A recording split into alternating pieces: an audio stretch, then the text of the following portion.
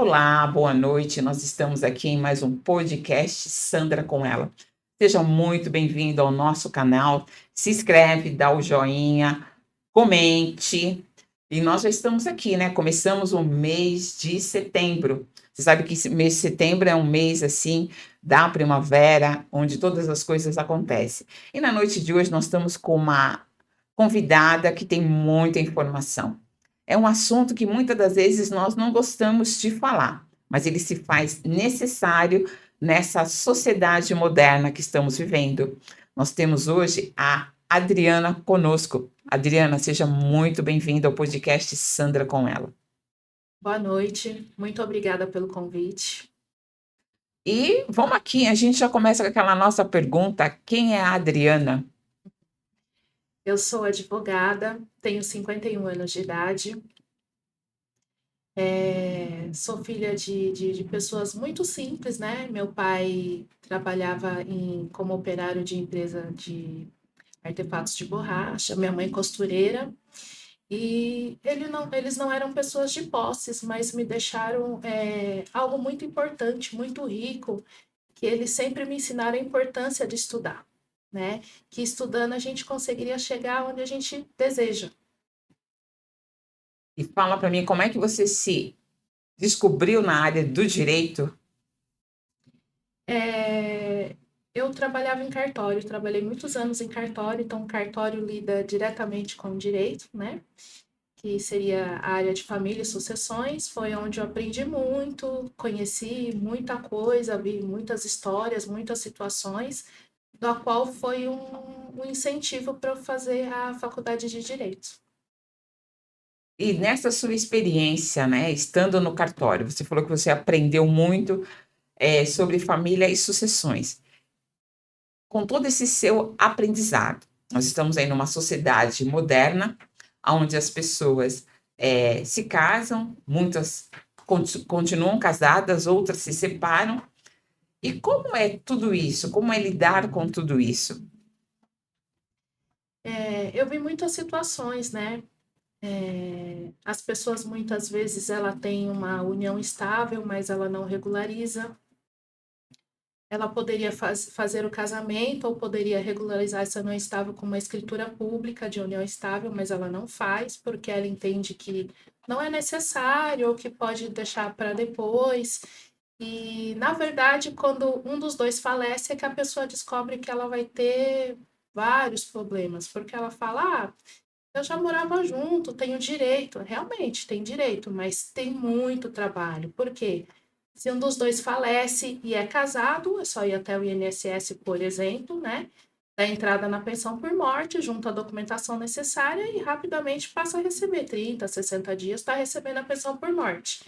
E no caso da união estável, se a pessoa não tem nenhum documento público que comprove isso, ela vai ter que juntar provas de que vivia com a pessoa, vai ter que juntar uma série de documentos e ainda assim o INSS, na maioria das vezes, ele nega esse pedido, tem que entrar com ação judicial e aí vai 4, 5 anos discutindo isso para então a pessoa passar a receber pensão por morte.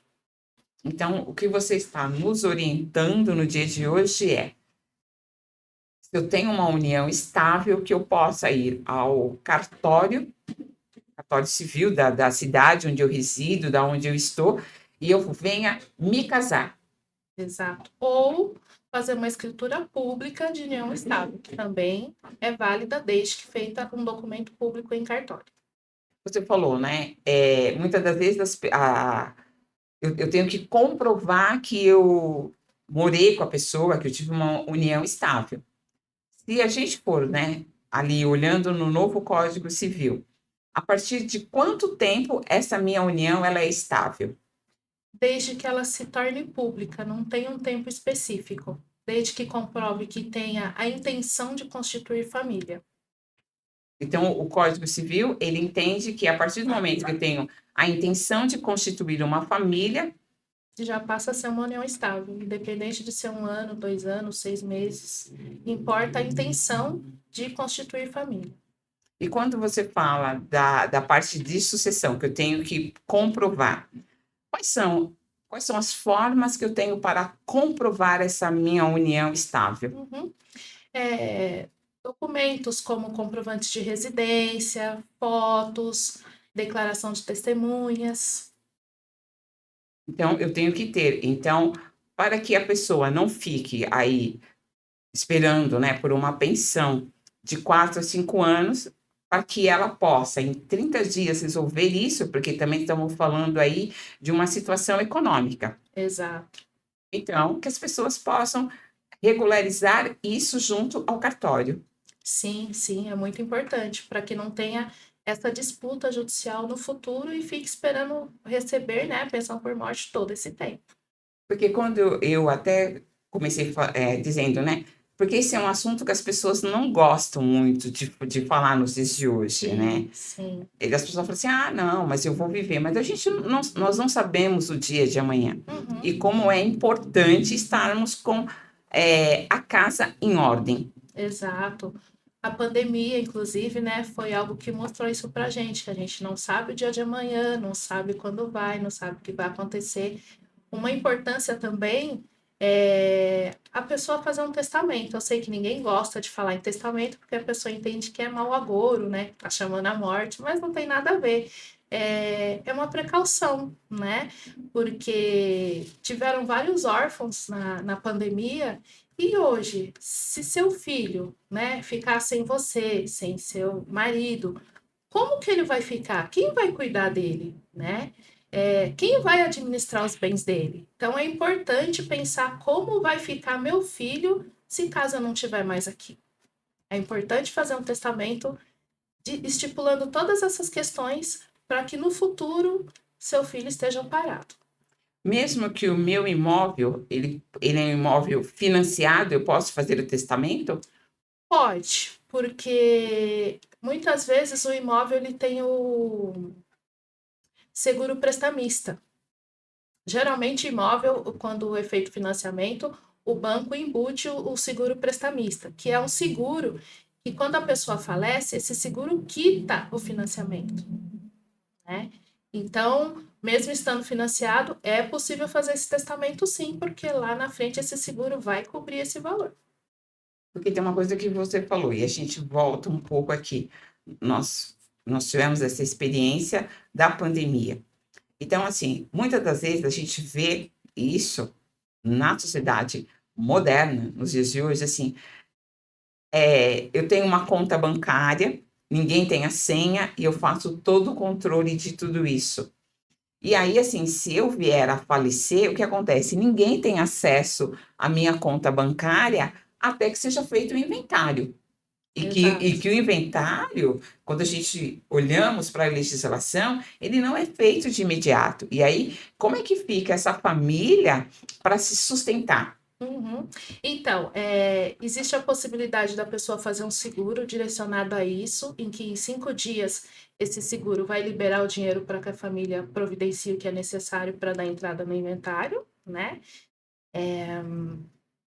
E também existem ações judiciais, em que você entra com pedido de inventário, mas você entra com pedido liminar para que seja liberado um valor para custeio do inventário, para manutenção da família até que seja concluído esse inventário. Então, é importante, que a minha família saiba, tenha acesso, saiba a minha senha, porque se alguma coisa acontecer, porque é claro, nós sabemos que há o falecimento, tem aquela morte que a pessoa às vezes está hospitalizada, tem o tratamento, e tem aquela morte que é súbita, né, aquela coisa que Uhum. nós não esperamos e ela pode acontecer, e que nós sabemos que nos pega de calça curta, né, que é o Sim. dito popular, porque assim, aquilo que nós não estamos preparado, como é que a gente faz tudo isso? Então, através de um pedido liminar, consegue solucionar essa questão bem, bem rápida. Porque às vezes as pessoas falam assim, né: "Ah, mas é uma coisa que eu tenho que pensar agora", pensando que nós não sabemos o dia de amanhã. Então, Exatamente. como é importante, eu pensar, né, enquanto a família que eu tenho, pensar em fazer um testamento, tudo aquilo que eu faço, que os meus familiares têm acesso à minha conta bancária. Por quê? Porque se alguma coisa acontecer, eles não vão ficar desguarnecido. Exato. Assim como o testamento, também existe o planejamento sucessório, em que você pode fazer doação em vida também. Você pode adiantar algumas coisas. E como é que funciona tudo isso? Como é que eu devo proceder? Tem que constituir um advogado, explicar quais são as suas vontades, e o advogado verificando quais são os seus bens, né? Para verificar quais são os bens disponíveis para fazer a doação, se for o caso de doação, e ele vai dar a margem, vai dar os valores, a porcentagem a qual pode ser feito essa transferência de bens em vida. Porque se eu for fazer, mesmo na sucessão, eu também posso fazer usos e frutos. Sim, sim, é possível fazer a doação com usufruto. Porque às vezes as pessoas falam assim: "Ah, mas eu estou vivo, eu vou fazer um testamento". Você pode fazer um testamento e colocar nesse testamento usos e frutos, porque enquanto você estiver vivo, você vai usufruir de tudo isso. Uhum. O testamento, ele só passa a valer quando acontecer o óbito. Exatamente. O testamento é pós-morte e a doação é em vida. Inclusive, quando se faz a doação, você já tem um gasto agora, e o testamento você vai ter um gasto pós-morte. Então, se você faz uma doação, você já vai estar colaborando com os herdeiros, já gastando um valor agora. E no caso do testamento, os herdeiros é que vão ter esse custo depois da morte. Então, porque, tem uma coisa que os antigos, né, a gente vai quando a gente fala de antigos, se referindo, né, aos nossos avós, depois os nossos pais, que assim, eh, tudo que é referente a nós, né, nós nascemos, pagamos lá a certidão de nascimento. E quando partimos dessa terra, também temos um gasto. Então, assim, como é importante as pessoas também, ter um seguro, porque as pessoas acham que não, gente, mas não é uma coisa muito fácil lidar com a morte. Então, é importante ter o seguro, porque é um dinheiro que sai antes, né? E adianta bem para quando a pessoa precisar para fazer o inventário. A gente está falando aqui um pouco de família e sucessão. E quando eu tenho um imóvel e de repente esse imóvel ele não está regularizado? Outro problema você tem um imóvel que, se não está regularizado, ele não é seu, né? Você tem um contrato de gaveta, você tem uma escritura de compra e venda. E se esse antigo proprietário, né, que é o proprietário registral que a gente fala, e se ele morrer, como é que você vai fazer essa transferência, né? Juridicamente, né, judicialmente é possível a gente conseguir essa transferência, mas e se os filhos não concordarem com essa venda? Se eles questionarem essa venda, você vai ter uma discussão judicial para regularizar essa questão, né? E também, se a pessoa, mesmo que, no caso, não ela vir a falecer, mas ela vir a ter dívidas e sofrer penhora, seu imóvel vai ser penhorado por conta de seu imóvel estar no nome de uma outra pessoa. Assim como, se você tiver já o imóvel no seu nome, ele é valorizado porque é um imóvel regular, então isso permite empréstimo. O valor do imóvel é totalmente diferente, o valor dele de mercado por conta dele ser um imóvel regularizado já. Porque a gente acha que não, mas a gente ainda vê muitas pessoas fazendo essa coisa do contrato de gaveta, porque acaba sendo é um risco. Sim, um risco muito grande. E muitas vezes, porque a pessoa às vezes não tem dinheiro para regularizar no momento, deixa para fazer depois, acaba esquecendo, vai passando o tempo e acaba que não faz, mas é importante regularizar. Assim como a pessoa também que vendeu, né? Ela tendo a informação que o comprador não regularizou, também é importante, porque já pensou se no futuro chega para ele uma dívida, uma execução fiscal de um IPTU que está no nome dele ainda, porque a pessoa não fez essa transferência? Porque a gente está falando de regularização de imóveis, mas também lembra também aquela coisa da compra e venda de carro, porque às vezes as pessoas também vendem o seu veículo e a pessoa que comprou também não passa a documentação para o nome. Se Exato, tiver um acidente, ela vai acabar respondendo, porque a documentação está no nome da pessoa exato. que vendeu. Assim como os acessórios, dívida de PVA que não paga, tudo que vier a acontecer pode recair sobre o proprietário original, né? Por conta que não foi feita essa transferência. Quando você fala, se eu estiver morando, de repente, uma tia, um tio, um padrinho me chamou para morar com ele. De repente, eu fui lá cuidar. Se e isso se passou alguns anos. Se essa pessoa com quem eu estou, que eu passei a cuidar, se ele vier a falecer, eu tenho direito? Aí depende. Porque depende de ter herdeiros, depende de como você ficou nesse imóvel. Se isso se perpetuar no tempo, né, vai dar usucapião lá na frente, mas isso depende da pessoa provar que ela estava lá com ânimo de dono, tem um tempo de posse, tem pagamento de contribuições, assim como cuidar do imóvel, seria ela provar que ela tinha o ânimo de dono, que ela cuidava do imóvel como se dono fosse. É, porque é uma coisa que acaba querendo ou não, no dia a dia, isso acaba acontecendo. Sim, Alguém que vai cuidar de um parente, ou de repente não é um familiar, mas é uma pessoa muito próxima, que você tem consideração, por ser uma pessoa conhecida da família, você passa a cuidar dessa pessoa. E às vezes a pessoa vem a óbito. E aí, às vezes, a pessoa pode ter herdeiros ou não. exatamente. Por isso a importância de não deixar para amanhã o que se pode fazer hoje. Então, a pessoa faleceu, faça inventário, para não correr o risco de acontecer uma situação como essa, de perder o imóvel por alguém que estava morando lá e você não regularizou, não fez o inventário, deixou, foi deixando, deixando, deixando, passando o tempo e acabou perdendo.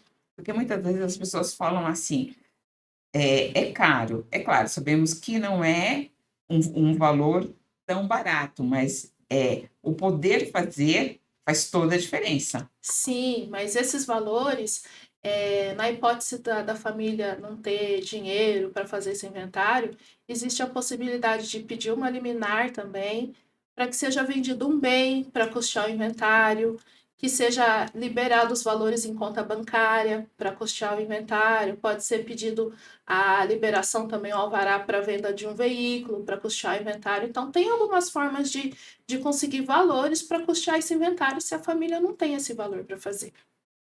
Quando a gente fala, né, na parte de sucessão, eh, como que se dá essa sucessão? Porque às vezes a pessoa acha assim, né, eu fui criado por alguém, se eu for um filho adotivo, eu entro nessa parte da sucessão?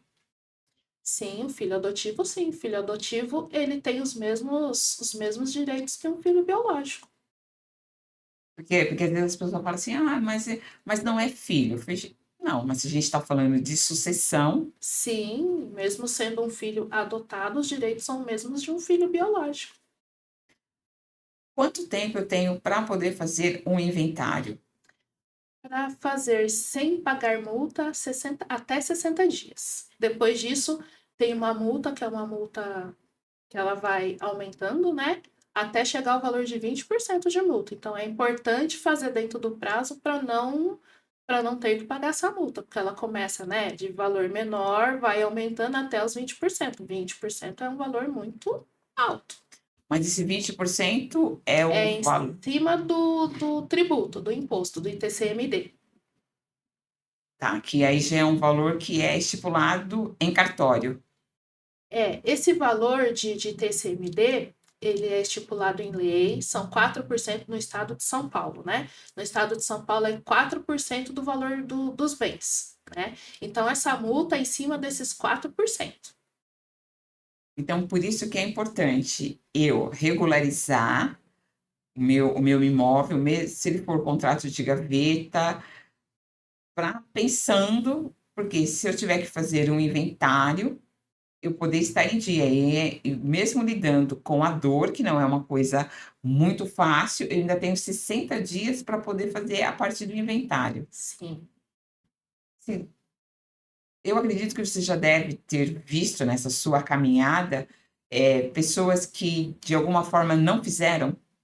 Ah, sim. Muitas pessoas deixam para depois, ficam morando no imóvel, não faz nada, aí depois morre outra pessoa, depois morre outra, e aí acaba que vai ficando cada vez mais caro, porque vai acumulando um inventário, dois inventários, três inventários, e vai ficando cada vez mais difícil de regularizar.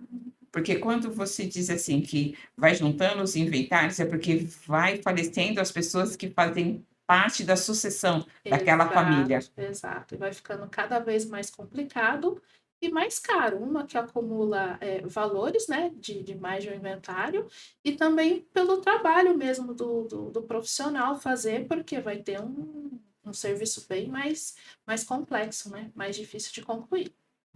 Porque nós também é investigado essa parentela dessa sucessão.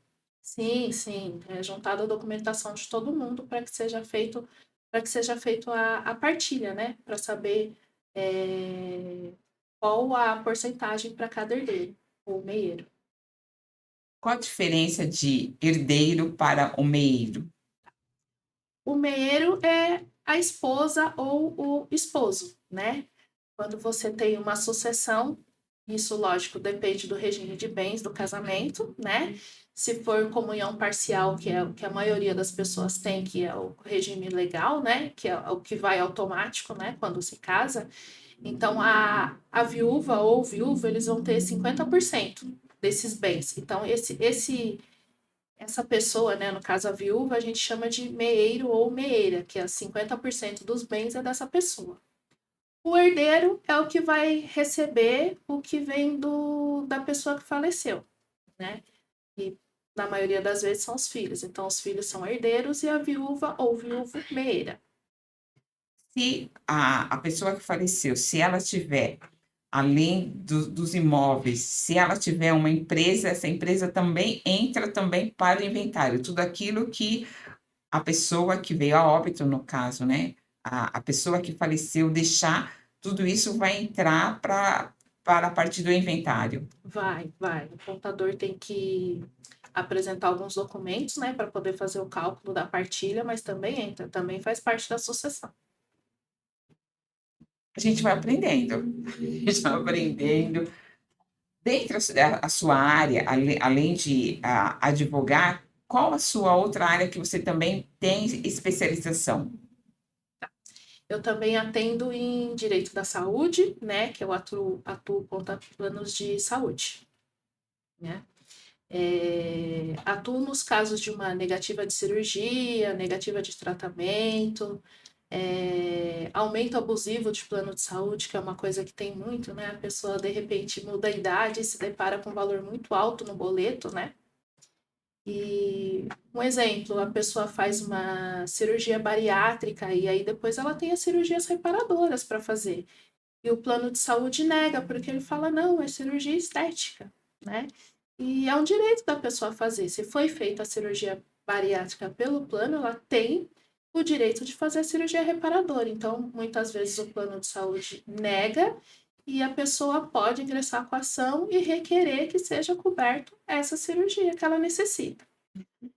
Assim como também uma pessoa que tem um câncer, né, ela tem sessões de quimioterapia para fazer, e às vezes o médico assistente pede 20 sessões de quimioterapia e o plano de saúde libera 5.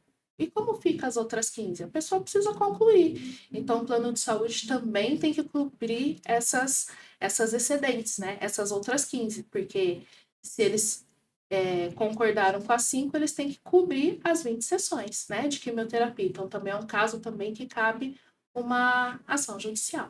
Quando você falou, porque é uma coisa assim que ela é frequente e recorrente, porque sabendo que já tem a estatística já mostra isso, né, a longevidade. Então, assim, antes não, hoje a gente paga convênio aos 90, aos 100 anos, e cada vez que, porque eu me lembro que as tabelas eram de 10 em 10 anos, agora é de 5 em 5. Isso. E uma coisa que acontece muito também, o plano de saúde, geralmente, os aumentos são anuais e por faixa etária. E após os 60 anos, ele só pode ser anual. E acontece muito da pessoa, quando ela tá para completar 60, um pouco antes de completar 60, o plano de saúde vai e aumenta 70%, 100%. É uma situação que a gente também pode reverter judicialmente. Mas 70% é um valor. Mas acontece. bastante, quando a pessoa chega nos 57, 59, eles fazem isso porque depois dos 60 não pode ter mais aumento por faixa etária. Então, eles já jogam um valor bem alto que a pessoa desiste, né, do plano, fala, não, esse valor não dá, né? Ou para compensar no cálculo deles, né? Para compensar o que eles não vão poder cobrar depois, que passou de 60 não tem aumento por faixa etária.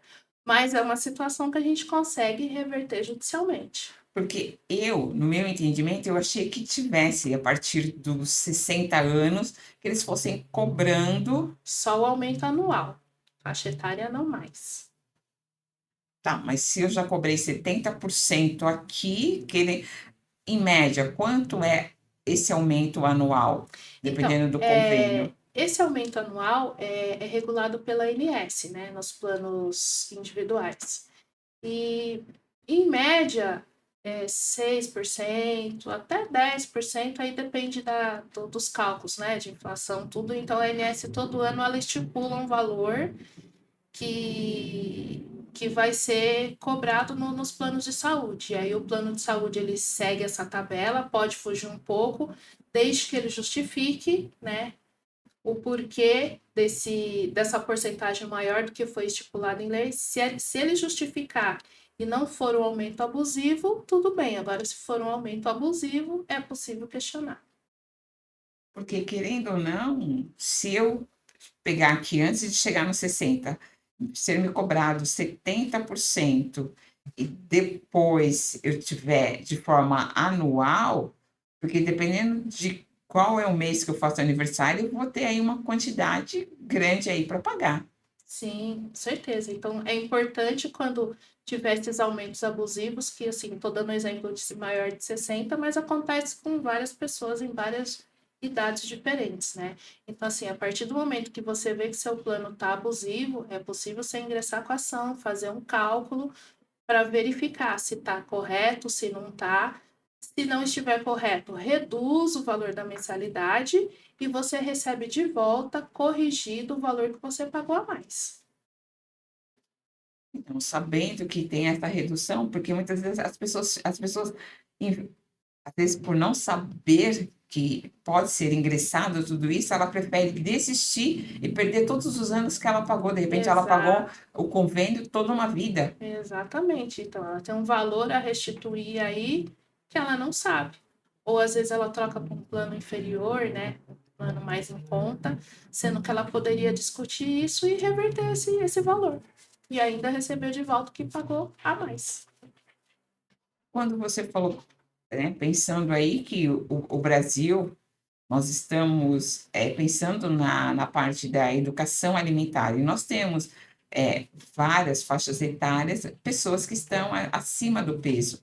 E quando você diz assim, olha, a pessoa faz a bariátrica e ela tem direito às outras cirurgias, não fica, como que nós podemos dizer? Imagine, eu fiz uma, acabei de fazer a bariátrica, eu tenho que fazer a parte reparadora. E aí eu tenho que correr atrás, né, nessa coisa assim de entrar na parte judicial, porque o convênio está dizendo para mim que é estética, sendo que eu já provei, o médico já disse, já colocou na carta que a reparadora é uma sequência, né? Sim, é uma sequência da bariátrica.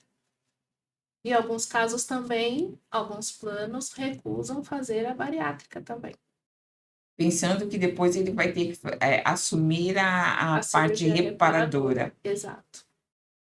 Porque se nós estamos pensando que nós estamos num processo, nós temos crianças, adolescentes, porque às vezes assim, a pessoa não está engordando porque ela quer, e há estudos que diz que tem também a parte psicológica, muitas vezes a pessoa ela não está engordando por conta da alimentação, muitas vezes alguma disfunção que tem no organismo. Exato, pode acontecer, né? Então, isso vai depender de exames, do médico assistente, né? Médico assistente é o médico que acompanha, né? A pessoa. Então, se ele der um laudo mencionando que a pessoa necessita de uma cirurgia bariátrica, lógico, baseado em estudos, exames, tudo que foi feito com a pessoa, então o plano de saúde também teria que cumprir. Nossa, porque vamos aqui pensando, né, toda a situação dessa pessoa, porque é uma situação que não é fácil de se lidar, e aí eu e ter a negativa. Sim. Então, essa negativa muitas vezes ela inclui o dano moral, né, porque a pessoa tem consequências com essa negativa, né. E comprovadas essas consequências ou prejuízos que ela vai ter por essa negativa, então provavelmente, né, dependendo da situação, ela vai ter também um dano moral, além de conseguir a cirurgia, né, e que foi negada, ela ainda vai ter mais uma indenização. São 2 situações que você acabou nos aqui dizendo, né, para nós, que é um paciente que está fazendo um tratamento de câncer, porque a gente sabe que não é um tratamento muito fácil, Uhum. e a cirurgia bariátrica. Então você imagine, você está nessa situação e tem que recorrer, porque acho que não só o paciente, como o familiar já está entendendo que, assim, a gente começou o tratamento, a gente vai até o final. Sim, exatamente. Exatamente. E eu corro o risco de, durante o meu tratamento, o convênio negar. Então, se a gente considerar, em média, quantas negativa, quanto por cento teria como mensurar isso? Ou só se o paciente procurar os órgãos? A estatística, eu não tenho a estatística de questões de negativa, mas assim, eu sei dizer em relação ao consumidor, que dessas ações, somente 2% da população ingressa com a ação. Então, 2% é uma quantidade muito pequena diante da quantidade de negativas. As pessoas, ou por não ter conhecimento, ou por não querer aguardar, elas acabam optando por uma outra coisa, né? Mudando de plano, saindo do plano. Mas se eu mudar de plano, também tem eu tenho a carência do plano, porque não é só Sim, mudar, eu também tenho a carência e eu corro o risco do plano que eu colocar como mudar, pré-existente. ele vai falar que o meu diagnóstico é um diagnóstico pré-existente e ele também não querer me atender. Sim, é um risco também. Então, o ideal é que ingresse com a ação e peça tudo que tem direito, para que seja realizado esse procedimento que é necessário. Até porque para ingressar você já tem o prontuário médico, você já tem o histórico seu de tratamento. Sim, sim. Que daí, em alguns casos, se for casos, né, mais urgentes, por exemplo, a quimioterapia, que a pessoa não pode esperar, né, seria um caso de pedido liminar. Ingressar com a ação, mas já com pedido liminar para que seja liberado quanto antes. Mas já teve algum caso, nessa sua experiência, de ter pedido e o convênio ter negado, ou no primeiro momento ele dizer que assim: "Ó, estamos providenciando, mas esse estamos providenciando não daquela forma que a gente entende que será nos próximos dias", e isso ser levado aí para alguns meses. Então, já teve situação assim, por exemplo, o paciente precisar de um home care, né, tratamento de home care, plano de saúde negar, e com a liminar a gente conseguir restabelecer isso bem rápido. Porque home care também, pensando que é o tratamento domiciliar, dependendo do diagnóstico do paciente, ele não trata no hospital, mas ele tem todo o equipamento hospitalar dentro da residência. Exatamente. E também acontece negativos. Pensando, que ações, né, se eu não sei se você tem essa informação ou se tem alguma coisa tramitando, porque pensando que a população está numa crescente, né, nesse processo do envelhecimento, e que ele não é ruim porque ele é saudável, as pessoas estão se cuidando, as pessoas estão Sim, vivendo mais. sim. E pensar, né, qual é o melhor convênio para mim contratar, que vai me atender quando eu precisar.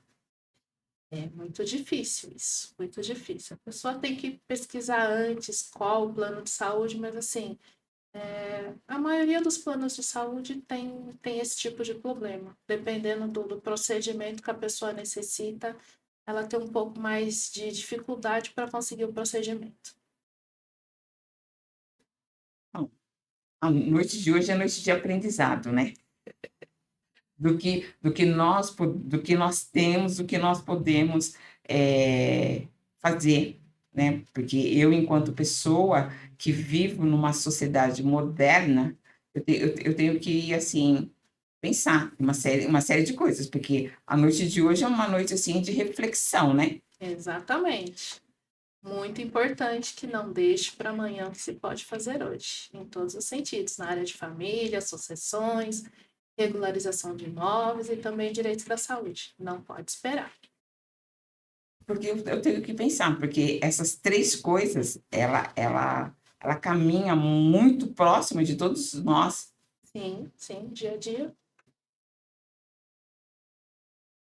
Se caso você vou aqui, porque no que você vai dizendo, assim, o cérebro da gente funciona, né, a gente vai pensando.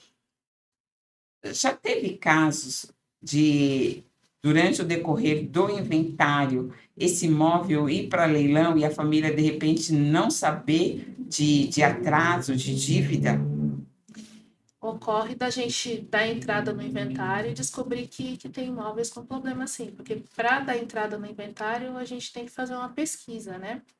Verificar a documentação dos imóveis, por exemplo, verificar se tem dívidas, tudo isso para ingressar com o inventário a gente tem que olhar antes para poder entrar com a ação.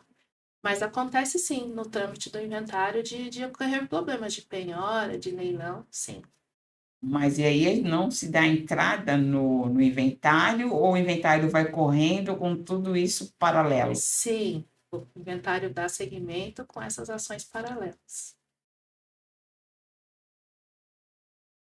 Fiquei pensando que, podendo ter desde uma dívida, uma penhora. Porque, dependendo da situação, a gente sabe que algumas vezes as pessoas dão o próprio imóvel como dívida para banco, ou pode ter até dívida trabalhista. Se a pessoa Exato. é empresária, muitas vezes ela acaba dando como forma de pagamento o próprio imóvel. Sim, sim, acontece bastante. E aí, esse bem não é dividido enquanto não for encerrada a discussão, né? Referente a esse bem. Então, esse, em média, quanto tempo leva o inventário? Então, depende da situação do inventário. A gente pode fazer o inventário de forma extrajudicial, que é em cartório, né? Estando com toda a documentação em dia, é, todos concordando em assinar, né? Que é de forma consensual. Então, esse inventário em cartório, ele pode durar de 15 dias, 30 dias, depende da agenda do cartório, mas é um inventário bem rápido, né?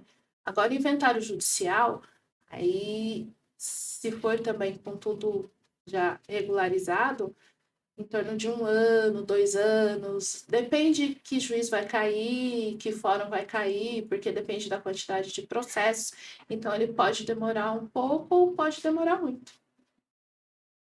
Porque quando a gente fala, né, também, com relação pensão, já que a gente está falando de sucessão em família, estamos falando de inventário, também tem a pensão alimentícia. Em que momento que se paga? Porque às vezes a pessoa acha assim: "Ah, não vou pagar a pensão alimentícia".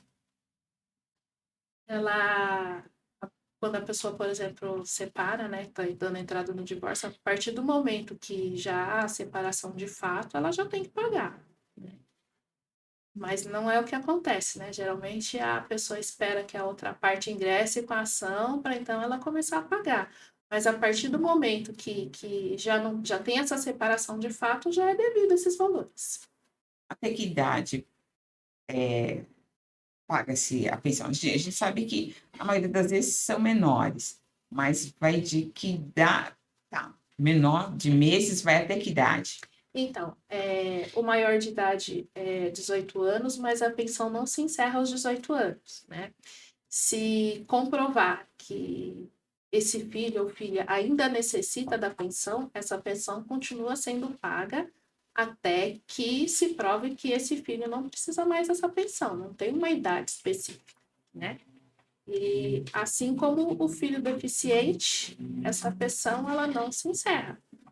Se ele não tem condições de trabalhar, se ele não tem condições de se manter, essa pensão permanece. Porque às vezes a pessoa fala assim, quando completar, a gente ouve muito isso, né? Quando completar 18 anos, eu deixo de pagar. Então, se a pessoa fizer isso, ela corre um grande risco, porque o filho pode ingressar com uma ação e a pessoa vir a ser presa ou ter conta bancária penhorada, porque quando ele entende que ele não deve mais pagar essa pensão, ele tem que entrar com uma ação que a gente chama de exoneração de alimentos, que é uma ação onde vai ser discutido que esse filho ou filha não precisa mais dessa pensão e o juiz vai decretar que então esse pagamento vai ser encerrado, mas sem essa ação ele não pode simplesmente parar de pagar essa pensão. Então, a pessoa, né, que entra com a ação de pensão, ela pode, que nem você falou assim, eu posso entrar com uma ação de Exoneração? exoneração, não, com relação à conta bancária, o bloqueio da conta. Então, assim, um pai ou uma mãe, porque muito se falou que pensão é só pai, mas a gente sabe É que verdade, também são os dois lados. que tem mães que também pagam pensão. Sim, sim, Se eu não pagar, eu posso ter a minha conta bancária bloqueada. sim, pode sim. Desde que o juiz determine, você entra com pedido, comprova que não está recebendo e sim, pode ser decretado a penhora da conta bancária. Porque a gente conversando, né, no dia de hoje um pouco disso, a gente vê que são alguns assuntos que as pessoas não querem, de forma Discutir. nenhuma, ouvir falar, discutir, mas elas fazem parte do nosso dia a dia. Sim, fazem sim. E é muito importante. Porque depois aquela coisa assim, o que eu, né, bateu a porta, o que eu faço, né? Para onde eu vou? Exatamente, né. Tudo isso tem um respaldo, sempre procure um profissional, né, que vai te orientar e explicar o que que você deve fazer, o que que você precisa fazer. Um idoso também pode pedir uma pensão alimentícia? Pode, se ele comprovar que ele necessita, que ele não tem meios de se manter, sim, o filho tendo condições de dar essa pensão ao pai, sim, também. Porque essa pensão também pode ser dividida. Não é que vai ser um filho, mas pode ser dividido entre os filhos. Sim, sim. Se tiver mais de um filho, não é cobrado de um filho só, são de todos os filhos, na proporção que cada um pode colaborar com o valor. Porque a gente vai pensando, né? E tudo isso está dentro de uma legislação, né? O que nós estamos dizendo na noite de hoje, tudo isso está dentro do nosso Código Civil. Então, assim, como é importante a gente conhecer a nossa Constituição, nosso Código Civil, porque as pessoas acham assim, não dá nada, não acontece. Não, Acontece, basta que você vá atrás dos seus direitos. porque às vezes a pessoa fala assim, um filho pode pedir uma pensão alimentícia, mas um pai, não só o pai como idoso, um pai também pode pedir uma pensão Sim, alimentícia para um filho, pode, se ele necessita, sim. porque às vezes a pessoa fala assim, não, né, eu vou visitar meu pai, a minha mãe de vez em quando, não. Meu pai e minha mãe também pode pedir a pensão. Se ele entender que eles não têm as condições necessárias de sobrevivência, né, Sim, de viver de uma forma digna, pode ser cobrado. E a gente tem essas ações correndo no sim, judiciário. sim, tem, mas muitas pessoas desconhecem. Nossa, você já imaginou a partir de hoje, pai, mãe, avó pedindo? Gente, a culpa não é nossa, mas nós estamos assim informando, porque assim, a gente fala Sim, que a informação, o conhecimento é tudo. sim, sim, Porque não tem aquela coisa assim, quantos pais, né, a gente vai pensando, né, pais, avós, avós, pessoas abandonadas, e a pessoa tendo condição de ajudar e não e não fazer, faz, exatamente. então assim, estamos, né, vivendo em sociedade, há direitos e deveres. Sim, E muitas vezes a pessoa fala assim: "Mas eu quero o meu direito". Não, tem direitos, temos direitos e deveres. exatamente. Gostaria que você contasse, assim, com todos esses anos que você tem, se você já atendeu algum caso inusitado ou alguma pessoa que te procurou e quando você pegou o processo e no decorrer você percebeu que a pessoa não deu todas as informações necessárias para o trâmite do processo? Acontece, em inventário da gente a gente geralmente faz uma pesquisa para verificar bens, porque a pessoa chega para fazer o inventário, ela acha que o falecido tem X bens e às vezes tem muito mais do que ele está pensando que tem. Então a gente sempre faz uma pesquisa para verificar isso, mas acontece também de ter situações em que não aparece algum bem, mais tarde ele aparece, e se o inventário ainda estiver em curso, é só acrescentar esse bem. Se o inventário já estiver encerrado, a gente faz uma ação que chama sobrepartilha, que é para fazer a divisão desse bem que apareceu posteriormente. Porque, né, porque pode ocorrer as 2 coisas, pode ocorrer bens, como também durante o processo pode aparecer herdeiros. Sim, também. E aí é uma nova partilha também. A gente chama, se for no curso do inventário, ingressa com esse herdeiro no inventário e refaz essa partilha. Se o inventário já tiver concluído, a gente chama de petição de herança, em que esse herdeiro vai entrar pedindo que seja nulo, né, anulado esse inventário para que seja feita uma nova partilha, incluindo esse herdeiro que ficou de fora no inventário. Quando inclui, ele tá tramitando, ele continua com a inclusão, começa a contar do zero, porque aí vai ser feita uma nova partilha? É feito um recálculo, sim. Então é como se fosse começar de novo. Sim, vai voltar os bens para ser feita uma nova partilha, uma nova divisão para poder incluir esse herdeiro. Porque são coisas, assim, que o pessoal acha que só a gente até brinca, né, o pessoal só acha que, assim, ou só acontece em programas, né, de televisão, mas tudo isso são coisas do nosso dia a dia, assim, como é Sim, importante eu conhecer os meus direitos e deveres. sim, sim, acontece, né, de ter exame de DNA pendente para que seja reconhecido esse herdeiro para que ele tenha acesso a essa partilha. Mas, no caso de ter uma ação em curso, discutindo o reconhecimento de paternidade, existe a possibilidade de informar no inventário que existe essa ação em trâmite, então o inventário vai aguardar essa ação ou vai ser feita uma reserva de quinhão, para que esse herdeiro, se reconhecido, não tenha um prejuízo lá na frente. De tudo que você com toda a sua experiência, teria algum caso inusitável ou Tem, inusitado? tem uma situação de um DNA, mas de uma pessoa já com mais de 30 anos de idade já. Foi feito o DNA, foi reconhecido que ele era filho do falecido. E o inventário já tinha sido concluído, foi feita uma petição de herança e foi feita uma nova partilha. Mas quando você fala da nova partilha, a devolução, as pessoas que receberam, elas devolvem valor para que Exato, é feito o cálculo e se não houver mais esse bem, é repassado o valor referente a esse bem. então, se eu estou lá, eu estou no processo de partilha de bens, já recebi a minha parte, se aparecer algum herdeiro, se eu já tiver gasto esse dinheiro, o juiz vai fazer com que eu pague esse. Exatamente, o quinhão desse herdeiro que apareceu posteriormente. Então eu não tenho como dizer para o juiz: "Doutor, eu já gastei e eu não tenho".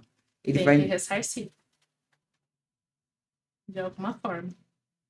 Porque às vezes as pessoas acabam pensando: "Ah não, eu já gastei, o juiz vai entender". Não, ele vai fazer com que eu devolva Sim, a parte que cabe ao outro herdeiro que acabou ingressando com a ação. sim, Gente, temos que pensar, né, não estamos aqui para assustar ninguém, mas com a intenção de dar a informação, né, seja para pensão, seja para inventário, seja se você for comprar um imóvel, é claro, acho que Muitas vezes pode ter aquela coisa assim da oportunidade, né, de repente você tem um dinheiro, você quer fazer um investimento, você pode até no primeiro momento fazer um contrato de gaveta, mas que esse contrato de gaveta não fique para uma vida toda. Exato, não se perpetue no tempo. Mas assim, ter essa informação, porque, hoje sabemos que as pessoas conversam, é feito contrato, mas o amanhã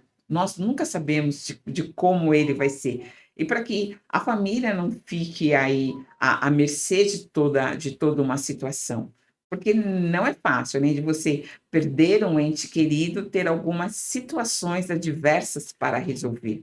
Exatamente. A Então assim, pandemia é um exemplo. Pessoas se foram que nem imaginava que estavam indo. Deixaram tudo aí para as outras pessoas resolverem.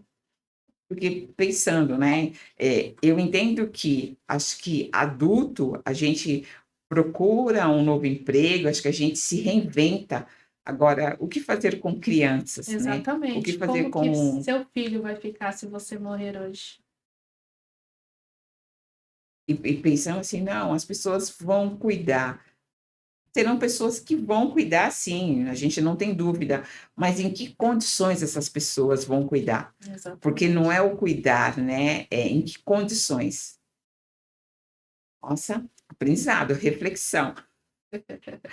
Olha, a gente tem aqui, assim, o nosso relógio que ele nunca nos ajuda, né, o tempo ele é assim, temos aí uma câmera, fica à vontade para fazer as suas considerações finais, o que você tem como orientação a dar para as pessoas, independente de faixa etária, porque eu entendo que toda orientação, ela é válida, acho que a gente vai aprendendo quando uma coisa é quando eu não tenho a informação.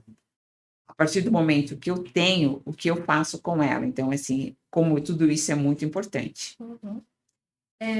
Eu vou falar sobre a importância do estudo, né? Estude que você consegue realizar seu sonho, né? E outra coisa, sempre faça o seu melhor, que você com certeza vai ter clientes que vão ver isso e vão vir até você. Porque pensando que a gente está aí nós estamos num país que ele é democrático, sempre tem para todo mundo, ninguém precisa pegar nada de ninguém, né. Exatamente, estuda que você consegue. Se as pessoas quiserem até você falou Adriana, mas assim, as suas redes sociais, o seu Sim, contato, meu Instagram é Adriana Aparecida Sabino. Meu WhatsApp, né, de contato é 11 99274 6377. novamente repete. Meu Instagram, Adriana Aparecida Sabino. Meu WhatsApp, 11 99274 6377. Olha, eu quero agradecer você, Adriana, por ter vindo na noite de hoje dar todas essas orientações para nós, porque essas orientações elas são importantíssimas, elas fazem parte do nosso dia a dia. Não estamos aqui e nem queremos isso, jamais, assustar você, mas a importância de eu ter a informação e eu saber, se isso me ocorrer, o que eu devo fazer. Eu quero agradecer, né, a sua presença no dia de hoje, agradecer ao Projeto Shalom, a esse nosso espaço, né, que já estamos aí já em mais mês de setembro, já alguns meses aqui, ao Tiago, que é o presidente interino do Projeto Shalom, a Priscila, que é diretora administrativa, o Igor, que é o nosso suporte técnico, né, aqui no podcast Sandra com Elas, e agradecer você que vai aí assistir, você que nos assistiu, encaminhe para os amigos, dê o like, e agradecer a Deus, né, porque se nós estamos aqui é porque Ele tem nos ajudado todos os dias. E nós contamos com você, continue nos assistindo, curte o nosso canal, se inscreva, e o meu muito obrigado. Eu também agradeço muito pelo convite. E se tiverem dúvidas, se tiverem perguntas, acessem meu Instagram e deixem a sua mensagem lá.